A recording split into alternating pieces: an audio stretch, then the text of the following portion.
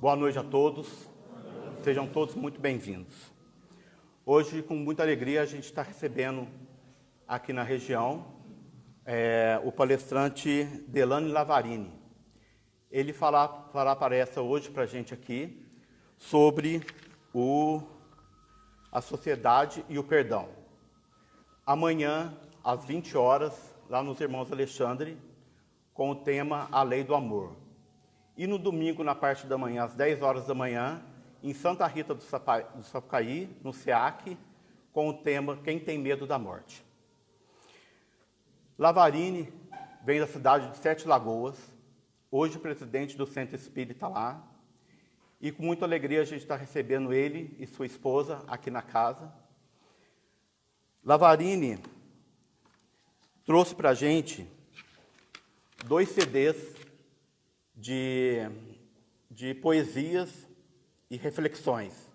Esses CDs, o DVD de palestra e 2 livros de mensagem que são vendidos pelo site. Então, depois vocês procurem lá. O site é delane-lavarini.webmod.com. No Instagram, @Delane Lavarini, tudo junto. E no YouTube, o canal Delane Lavarini.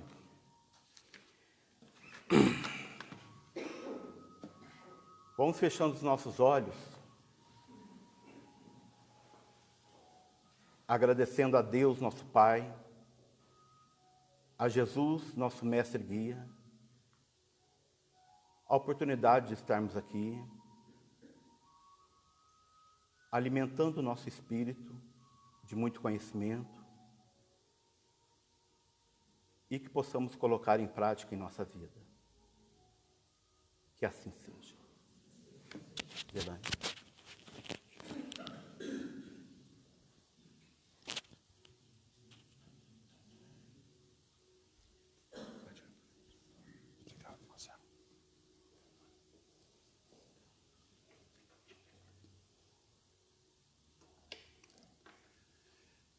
Caríssimos irmãos, caríssimas e estimadas irmãs, senhoras, senhores e jovens, boa noite a todos. Boa noite. Que a paz do nosso Mestre Jesus, nessa noite, mais uma vez, possa estar conosco. 28 de dezembro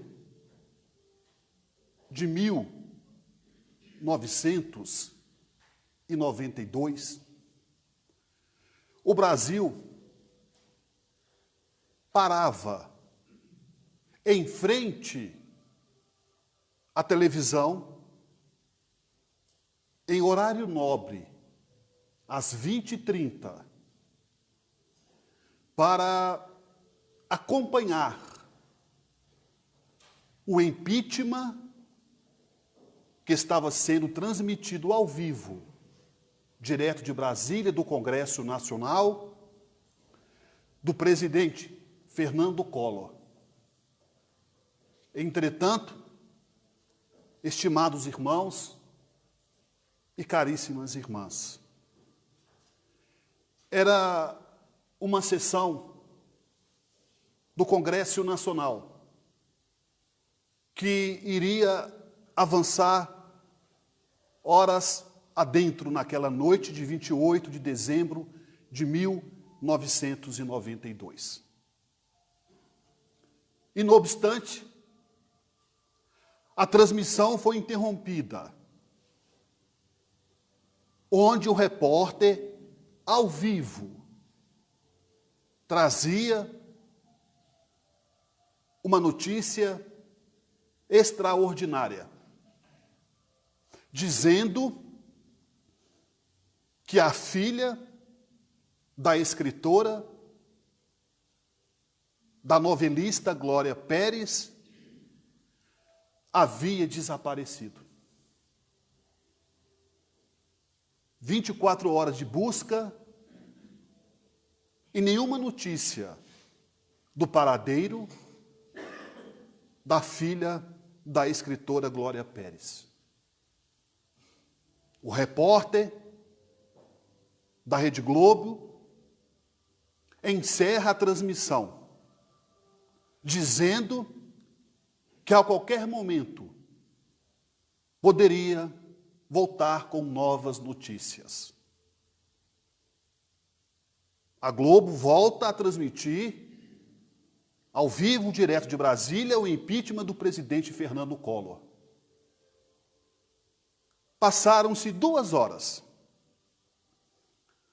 Às 22h30, o mesmo repórter volta ao vivo, agora dizendo em cadeia nacional que o corpo da jovem atriz e filha da novelista Glória Pérez havia sido encontrado em um matagal na Barra da Tijuca com várias perfurações. Imaginemos, meus irmãos e minhas irmãs, uma mãe fugindo, trocando as posições, tendo que enterrar a sua filha única, morta de uma forma brutal. A novelista, talvez como qualquer mãe, o coração materno, entrou em depressão. Uma tristeza profunda armazenada no coração.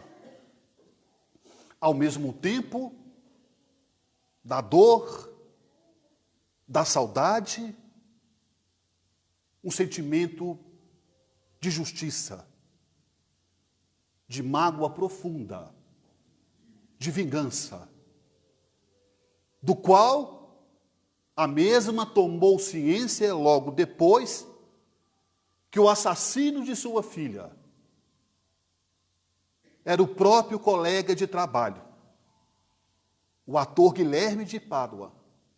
A matou com auxílio de sua companheira, aplicando-a vários golpes de tesoura, segundo a perícia técnica na época do caso. Ela, tão inconformada com aquele momento, com aquela situação, nada fazia consolar aquele coração materno. Mas sabemos nós que a própria dor, ela manifesta nos nossos caminhos com algum objetivo. Ela não aparece em vão. Seja uma doença, uma perda, uma dificuldade. E com isso, meus irmãos e minhas irmãs, aquela mãe saudosa da filha, revoltada com a vida, vai em busca de uma palavra de conforto para consolar o seu coração. Ela então vai até a cidade de Uberaba, atrás do médium Chico Xavier, buscando uma mensagem de além-túmulo, uma carta confortadora. Contudo, ao aproximar-se do médium, embora a carta não veio, embora a mensagem não veio, o médium Chico Xavier foi logo dizendo a ela: Glória, minha filha, os benfeitores espirituais estão me dizendo que a sua filha está bem. E antes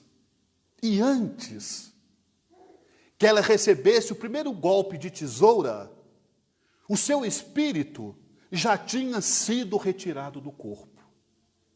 Naquele momento, quando Glória Pérez ouviu isso do médium Chico Xavier, foi uma espécie de paliativo, do qual acalentou o seu coração, de saber que sua filha não havia sofrido os golpes da tesoura, que seu espírito já não estava mais ali. E Chico então disse a ela: Glória, minha irmã, queria lhe pedir um favor. Ela então, solícita, respondendo-lhe, disse: peça, Chico, peça o que você quiser. E ele pediu: Glória, minha irmã, perdoe o assassino de sua filha. Ela começou a chorar, porque ela sabia o quanto seria difícil perdoar o homem que tirou a vida de sua filha. Ela, como mãe, talvez uma tarefa das mais difíceis do que escrever uma novela, uma minissérie, um filme. Entre lágrimas, ela apertou a mão do médium e disse: eu vou tentar. Ela não disse a ele: eu vou perdoá-lo. Ela disse ao médium Chico Xavier: eu vou tentar. E voltou para o Rio de Janeiro. Daquele dia, daquele encontro com o médium Chico Xavier, passaram-se 6 meses. Chico atende o telefone,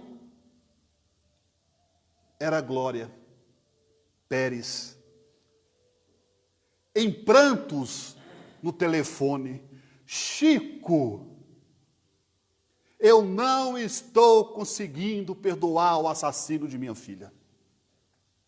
Eu te juro, eu tento, eu me esforço, eu estou tendo acompanhamento com psicólogo, com psiquiatra, eu estou lendo o Evangelho, eu estou fazendo o culto no lar, eu estou tentando perdoá-lo, mas eu não consigo. Como Chico já tivesse prevendo esta reação, ele disse a ela: Glória, minha irmã, já que você não consegue perdoá-lo, gostaria de lhe fazer um outro pedido. Então faça, Chico.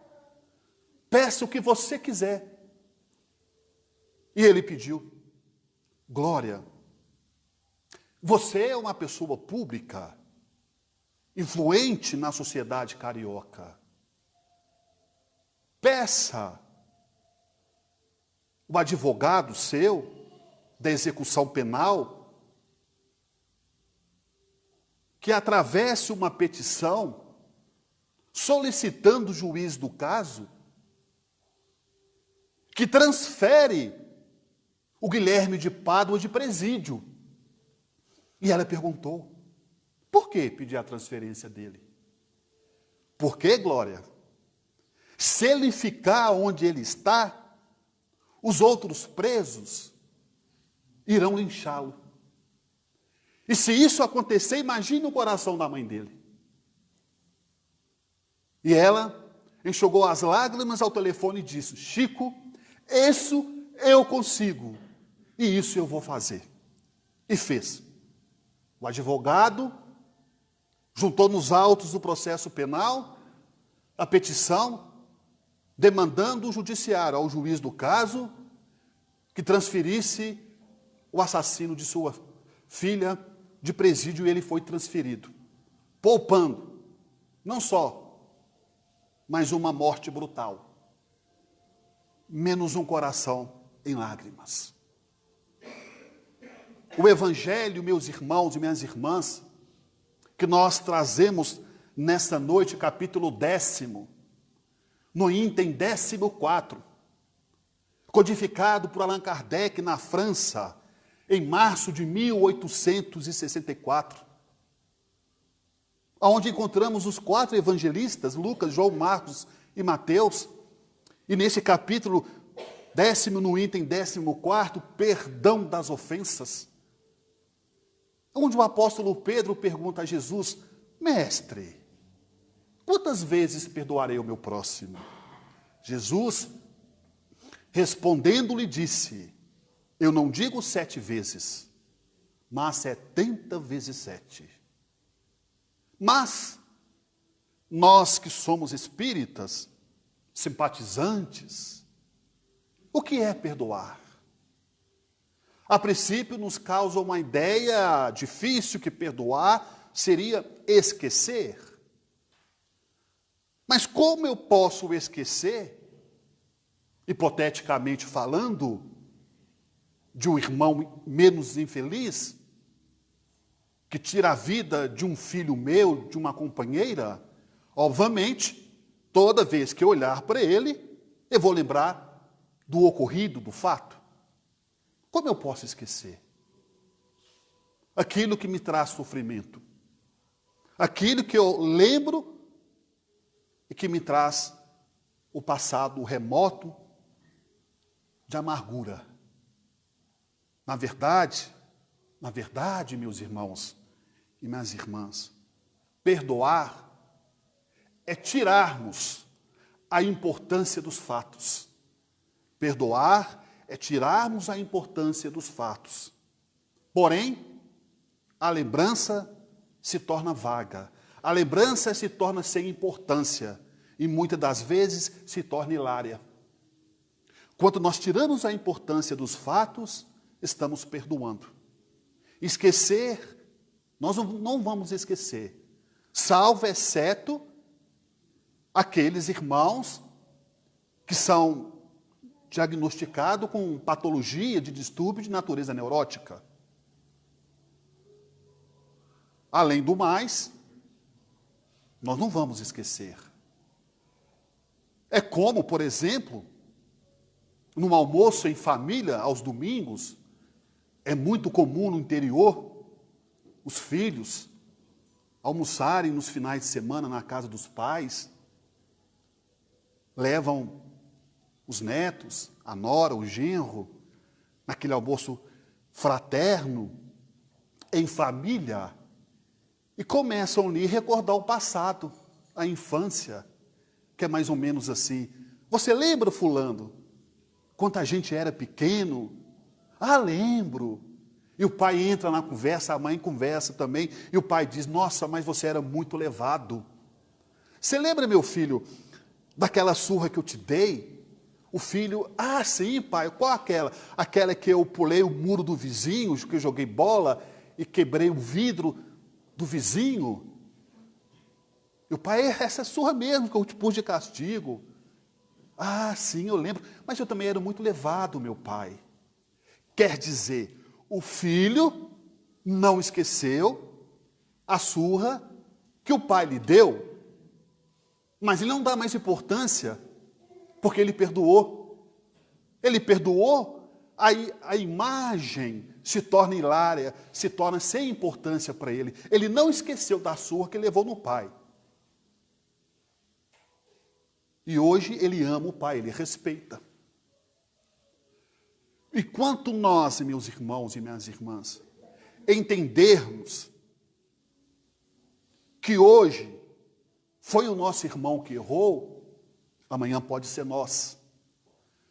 Não estamos, obviamente, defendendo o erro, mas sim recorremos ao nosso Mestre Jesus. Não julgueis para não seres julgados. Consequentemente, meus irmãos e minhas irmãs, as leis dos homens estão para todos nós. Aquele que não cumprir será penalizado.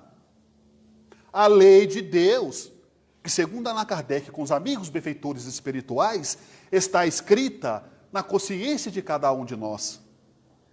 E se nós cometermos alguma infração diante da lei de Deus, nós também sofreremos as consequências diante da lei de ação e reação.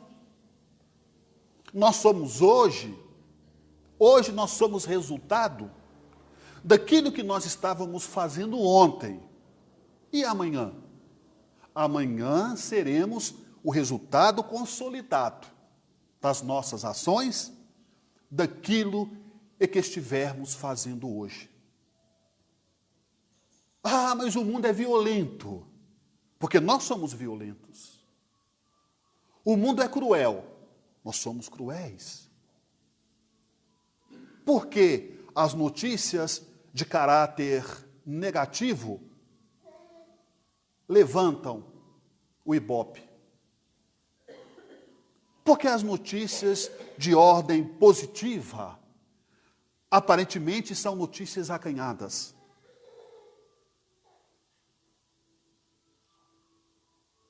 Houve um empresário que doou 1.000 cestas básicas, 2.000 cestas básicas. Ora, não aparece. Mas o verdadeiro amor que Jesus propõe a todos nós, no capítulo 11, o amor é silencioso, o amor é discreto, o amor respeita.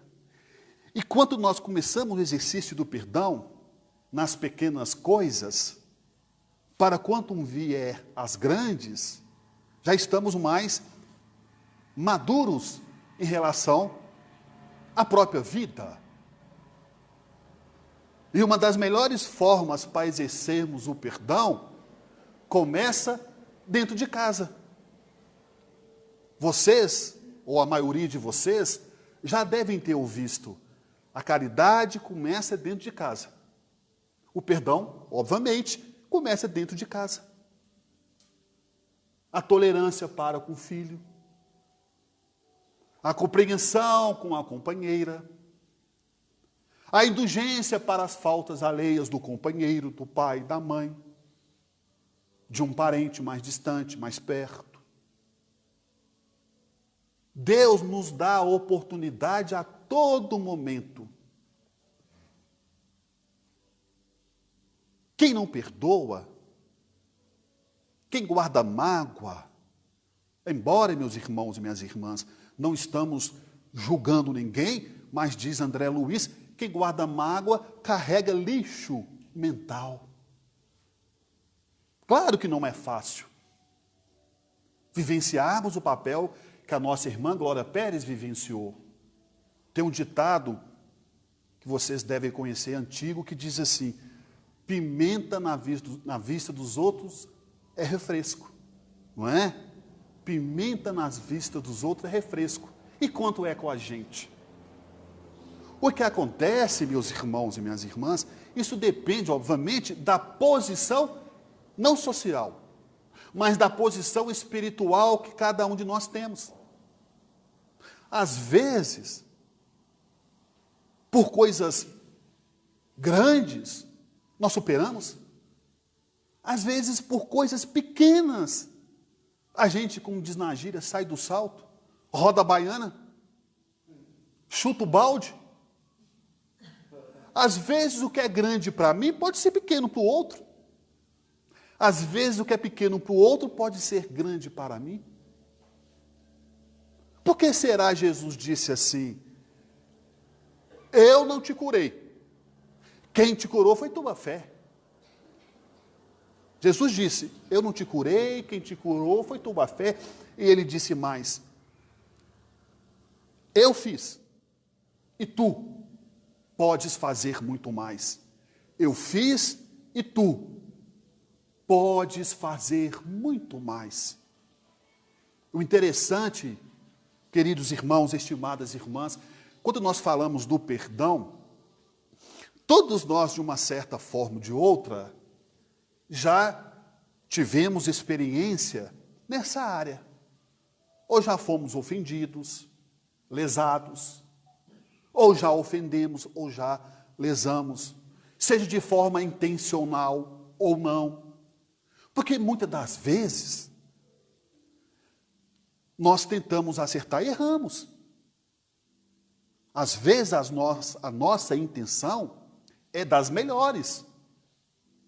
E acabamos errando. Mas nem sempre o outro tem o mesmo nível de tolerância, o mesmo nível de compreensão, o mesmo nível de entendimento. Vimos agora recentemente, esse ano, foi lançado a nível nacional o filme sobre a vida do codificador Allan Kardec. Nesses 31 anos de estudo de Allan Kardec, podemos perceber, naquele trecho do filme, aonde uma das médiuns, as duas jovens que o assessoravam na psicografia do Livro dos Espíritos, que se deu em 18 de abril de 1857, numa noite de sábado, no Palais Royal, na França. As duas que auxiliaram Allan Kardec depois do lançamento, revoltaram-se contra ele. Ficaram magoadas.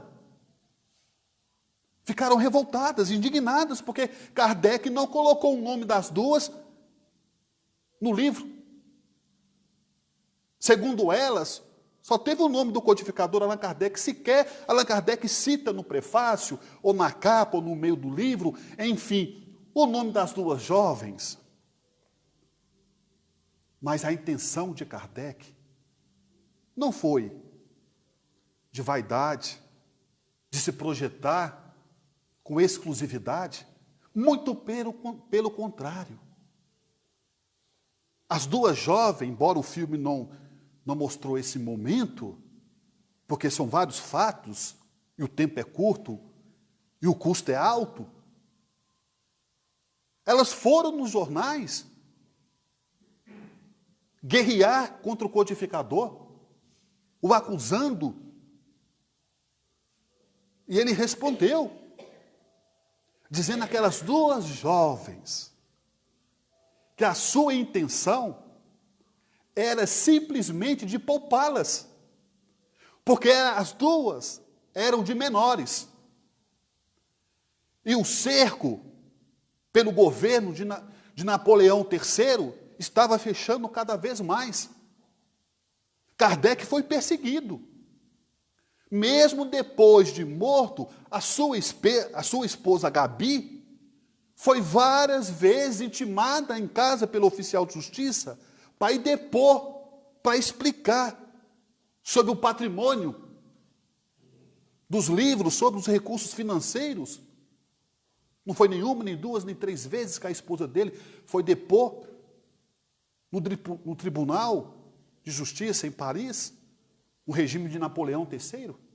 E Kardec já estava prevendo aquelas duas jovens não iriam suportar a pressão da oposição. Então ele assumiu toda a responsabilidade. Foi perseguido, acusado pelo fisco de sonegação, porque tinha uma carroça velha que teve que percorrer o norte e o sul da França, em Toulouse, em Lyon, em Marseille, em Olympique, para divulgar o trabalho de sua obra. Ele foi acusado. Mas as jovens, naquele momento, naquele calor, não perdoou Kardec. Por isso que Jesus nos pede, vigiai e orai. Porque no momento do calor, a coisa esquenta. Pode pegar fogo. E o bombeiro demorar a chegar para apagar o fogo. Um fogo que destrói uma selva, um fogo que destrói centenas de hectares, como que ele começa? Pequeno. Ele começa com uma chama. Ao mesmo tempo, vale dizer, aquele corredor que ganha a maratona, ele começou com pequenas corridas, até chegar ao topo do sucesso. E a vida, meus irmãos e minhas irmãs, é assim. Hoje nós erramos, amanhã nós acertamos. Nós sempre estivemos em processo de ascensão. Deus nos criou para crescermos, para evoluirmos, mas respeitando, independentemente de religião, o livre arbítrio de cada um de nós. Questão de número 843, em O Livro dos Espíritos, aonde Allan Kardec pergunta aos nossos amigos benfeitores imortais: tem o homem o livre-arbítrio dos seus atos? Tem o homem o livre-arbítrio dos seus atos? E os espíritos imortais respondem à questão de número 843 ao codificador Allan Kardec: pois temos a liberdade de pensarmos, igualmente de realizarmos. Sem o livre-arbítrio, o homem seria uma máquina. E máquina nós não somos. O nosso combustível é o amor. O nosso freio é a ponderação, é o bom senso, é o respeito, é a indulgência para com as faltas alheias, é a tolerância, é a paciência. Ninguém paga sem estar devendo. Ninguém recebe sem estar merecendo. E o interessante, embora eu vim de uma família espírita, a gente percebe que 70%, digo até 80% das pessoas que hoje são espíritas,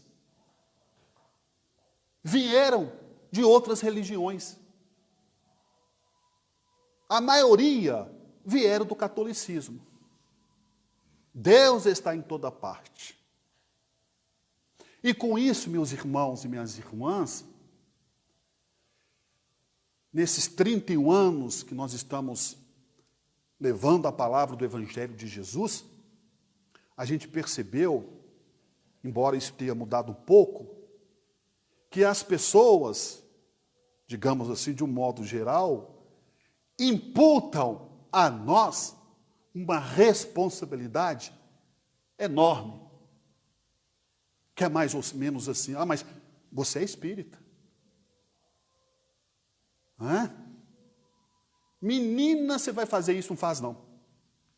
O que você está aprendendo lá dentro do centro? Há uma cobrança.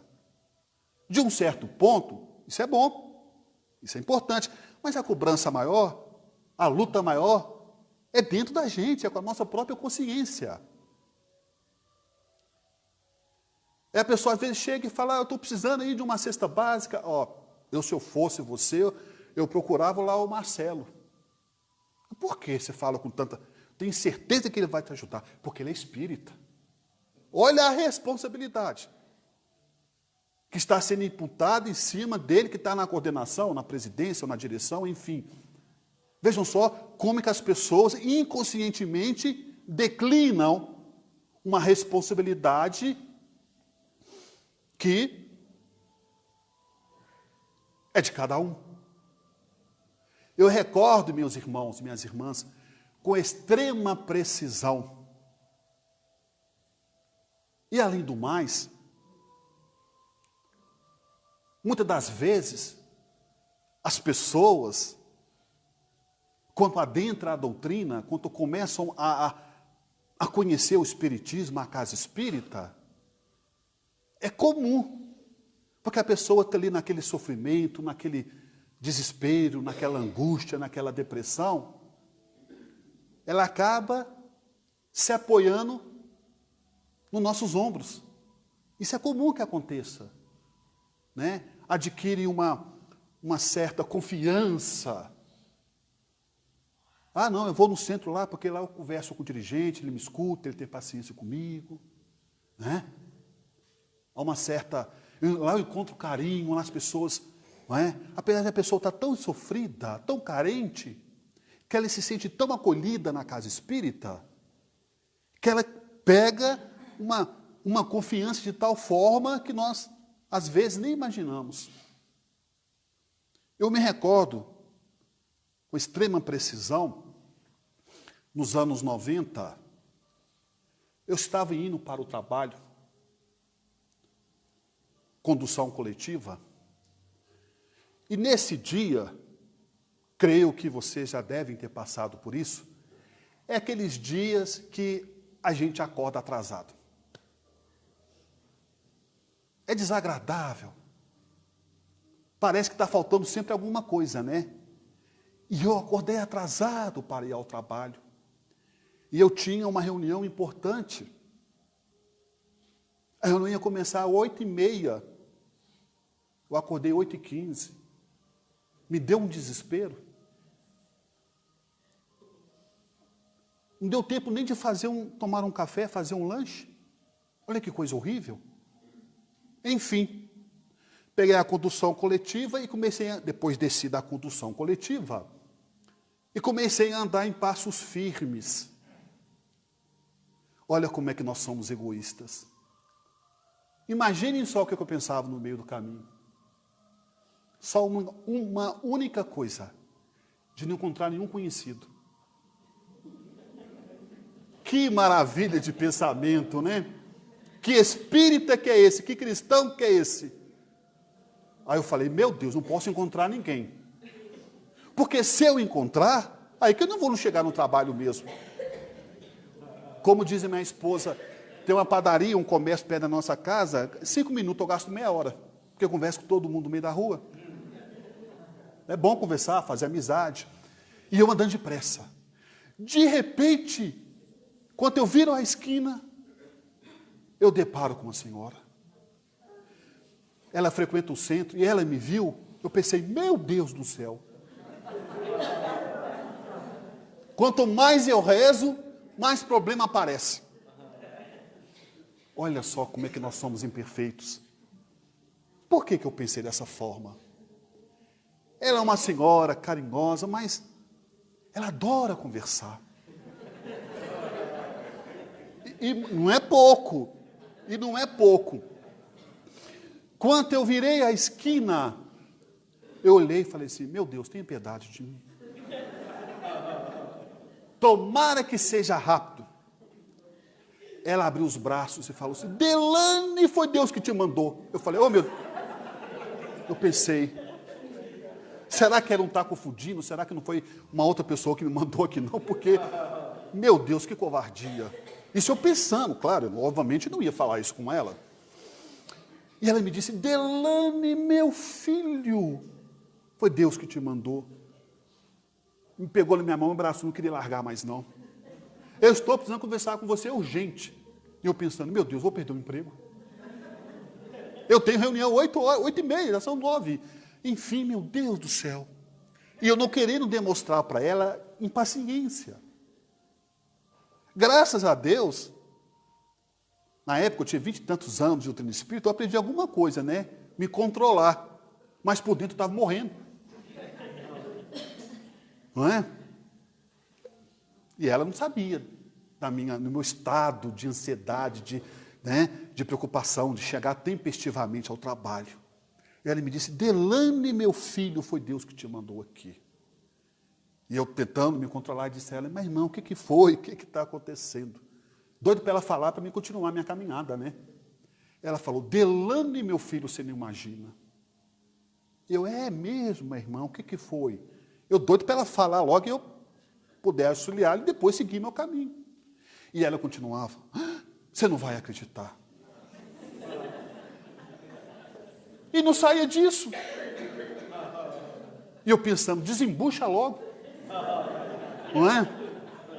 Meu Deus do céu, que coisa terrível. E ela, Delane, meu filho, eu peguei. Pronto, agora já perdi o emprego. Agora eu vou ficar. Mas mantive o controle, não transpareci que eu estava inquieto, que eu estava ansioso, que eu estava preocupado com o horário.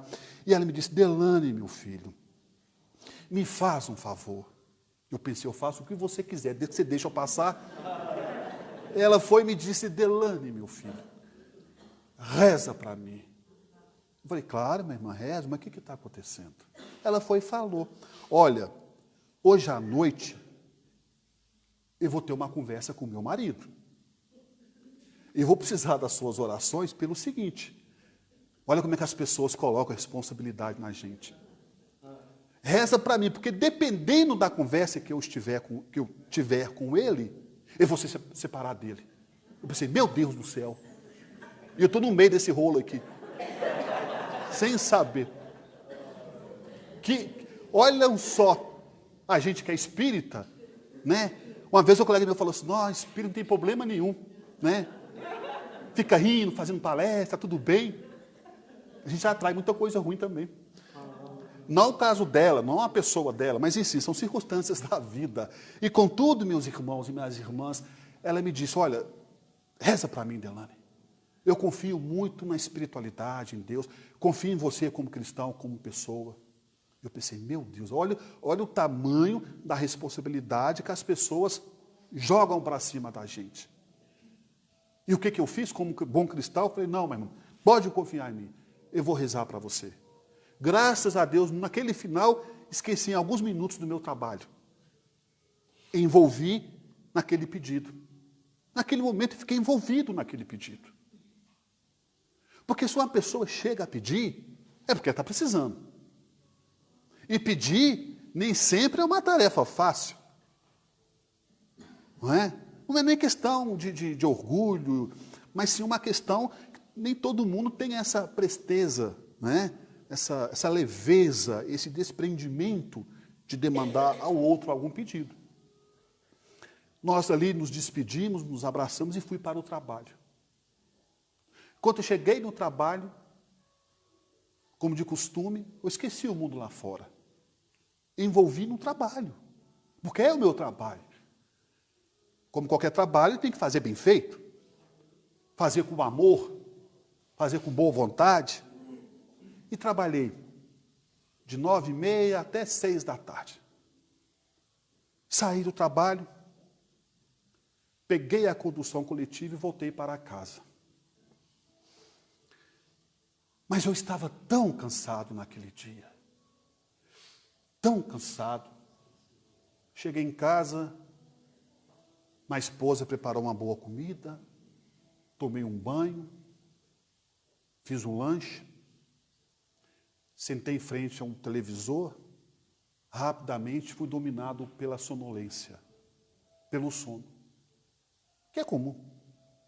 O corpo relaxou, os músculos relaxaram e fui para o quarto. Eu estava tão cansado que literalmente eu desmaiei e caí no sono profundo. De repente, calculo que devo ter dormido uns 45 minutos, 1 hora, mais ou menos. No máximo, 1h30. De repente, minha esposa me acorda. Eu meio sonolento, olhei para ela. Ela me disse, Delane. Ô, Delane. Eu falei, o que foi? Tem uma senhora no telefone querendo falar com você. Eu falei, meu Deus do céu, eu esqueci de rezar para a mulher. Pensei, meu Deus do céu. Que homem irresponsável é esse, gente? Esqueci de rezar para a mulher. E eu pensei, não vou atender o telefone, não. Eu falei, não, eu tenho que assumir a minha responsabilidade. E fui ao telefone. Mas sabe quando a gente vai já preparado para ouvir? Eu me preparei para ouvir, e ela é muito franca. Eu pensei, nossa, ele vai me xingar demais, separou do marido. Peguei o telefone, ela já foi gritando logo no telefone. Ah, Delane, seu danado, você me paga. E eu, dando aquele sorriso meio amarelado, ela me disse, ah, Delane, seu danado, você me paga. Deu tudo certo, estou ligando para agradecer suas orações. Eu fiquei tão desconcertado. Olha o que é a consciência da gente. Eu fiquei tão desconcertado que eu não tive coragem de falar para ela assim, não, minha irmã, eu não fiz nada. Eu falei a verdade. Eu falei, não, minha irmã, eu não fiz nada. Quem fez foi Deus. Não, Delano, foi você que fez. Não vem dar de humilde para o meu lado, não. Foi você mesmo. Aí eu falei, não, minha irmã, foi Deus. Foi a espiritualidade. Foi o que Jesus disse a nós. Não fui eu que te curei. Quem te curou foi sua própria fé. Eu tentei explicar para ela que não fui eu, ela não aceitou. Mas, na verdade, quem resolveu o problema dela foi ela mesma. Claro, meus irmãos e minhas irmãs, como está escrito na 7ª linha do budismo, está escrito assim: enquanto nós damos 1000 passos em direção a Deus, Deus, caminha 10.000 passos em direção a nós. Enquanto nós damos 1000 passos em direção a Deus, Deus, caminha 1000 passos em direção a nós. Claro, meus irmãos e minhas irmãs, que o empurrãozinho, um auxílio, uma ajuda, é necessário muitas das vezes, é sempre bem-vindo, mas nós somos capazes, nós temos condições de reverter a situação, de diminuir o impacto da pancada, diminuirmos o nosso sofrimento, a nossa dor. Como diz André Luiz, quem vive colecionando lamentações, caminharás sob chuvas de lágrimas. Quem vive colecionando lamentações, caminhará sobre chuvas de lágrimas. Ora, Allan Kardec, o codificador, já nos dizia que o verdadeiro espírita é aquele que se esforça para dominar suas má tendências. O verdadeiro espírita é aquele que se esforça para dominar suas má tendências. O apóstolo Paulo já dizia: meu Deus, por quê? O bem que eu tanto quero fazer, eu não consigo. Mas o mal que eu não quero fazer, eu faço a todo instante. O bem que eu tanto quero fazer, eu não consigo. Mas o mal que eu não quero fazer, eu faço a todo instante. Isso é as nossas vidas. Ninguém, meus irmãos e minhas irmãs, veio neste mundo por acaso. Viemos do mundo espiritual e para o mundo espiritual um dia retornaremos. A vida é um sopro. Passa tudo muito rápido. 30, 40, 60, 70, 80, 90 anos. Diante do relógio da eternidade, é muito pouco. Mas com Deus o pouco é muito. Com Deus o pouco é muito. O que importa não é a quantidade, e sim a qualidade. O que determina na nossa felicidade é o espírito da boa vontade. Independentemente, meus irmãos e minhas irmãs, do rótulo, da religião em que estivermos professando ou vinculado, estende, dê a mão aos nossos irmãos, nas mínimas coisas, uma palavra de conforto, oferecendo um analgésico para aliviar uma enxaqueca, abraçando as nossas mães, os nossos pais mais vezes, os nossos filhos, está indo aonde? Volta, que dê meu beijo, que dê meu abraço. Às vezes até costuma limpar, né? mas beija. Eu tenho 2 netos, uma de 10 e um netinho de 3 anos. Às vezes ele me vê e sai correndo, mas vem vovô beijar. Mas é tão gostoso, principalmente quando a gente faz com amor. Um dia eles vão ser pais, um dia eles vão ser avós também. O carinho, meus irmãos, é a manifestação popular do amor. O carinho com um amigo, um carinho com um colega de serviço, com respeito, claro, obviamente. Nós não atingimos ainda a santidade, como diz o colega meu, mas nós estamos treinando. Olha só, como que André Luiz chegou no nosso lar? Como um suicida. Passou 15 anos no umbral, e depois ele se torna o quê? Um dos grandes, os maiores escritores espirituais. Emmanuel. O próprio apóstolo Paulo. Saulo de Tarso. Por que nós não podemos mudar e mudar para melhor? A vida nos devolve tudo aquilo que estivermos dando a ela. Por isso, meus irmãos e minhas irmãs, ante qualquer dificuldade, não desanimem. Persistem mais um tanto, mesmo varando a sombra dos próprios erros. Ante os pesares da vida. Observa a alma querida, a dor que ilumina a vida. Sob as provas tais quais são, a terra é uma grande escola, de que temos usufruto, lembrando enorme instituto de trabalho e de elevação.